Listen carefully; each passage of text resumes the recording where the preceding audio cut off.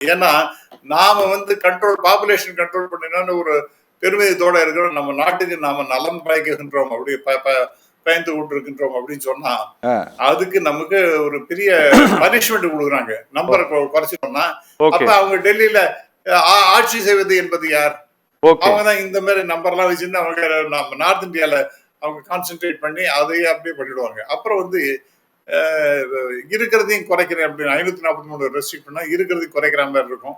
இது நிச்சயமாக இயற்கை இயலாது. அதனால்தான் நம்முடைய முதல்வர் ரொம்ப அழகா சொன்னார். இன்னொரு டேஞ்சர் என்ன சொல்றாங்கன்னா, நீங்க அதை கவலைப்படாதீங்க, லோக்சபா பத்தி நீங்க பேசுறீங்க, ராஜ்யசபால நாங்க பாத்துக்கிறோம், அங்க உங்களுக்கு தகுந்த நம்பரை கொடுத்துறோம். அங்க கொடுத்தா என்ன கொடுக்காட்டா என்ன, ஆட்சி செய்வது என்பது லோக்சபா தானே கனெக்ட் பண்ணி வச்சிருக்காங்க. ஆகவே ராஜ்யசபா நம்பர் நான் இப்ப எல்லாருக்கும் ஒரு 5 ஏத்தினோம்னா உங்களுக்கு 5 ஏத்துறோம், அப்போ உங்களுக்கு அட்வான்டேஜ் தானே அப்படின்னு கேட்கறதுங்கிறது that is unfair, unreasonable, repugnant reason. ஆகவே இதெல்லாம் ஏத்துக்கவே முடியாது.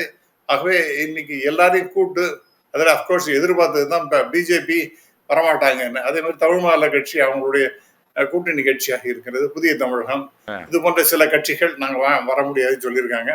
அவங்களுடைய நிலைமை என்ன, ஏன்னா அந்த கூட்டணி இருக்கிறதுனால அவங்க வரல. பட் மற்ற எல்லாரும் வந்திருக்கிறார்கள். இதனுடைய வீரியத்தை புரிந்து கொண்டிருக்கிறார். இதனுடைய அட்வர்ஸ் கான்சிக்வன்சஸை புரிந்து கொண்டு எல்லாருமாக சேர்ந்து கொண்டு இன்னைக்கு இந்த ரெசல்யூஷன் யுனானிமஸாக பாஸ் பண்ணியிருக்கிறார்கள்.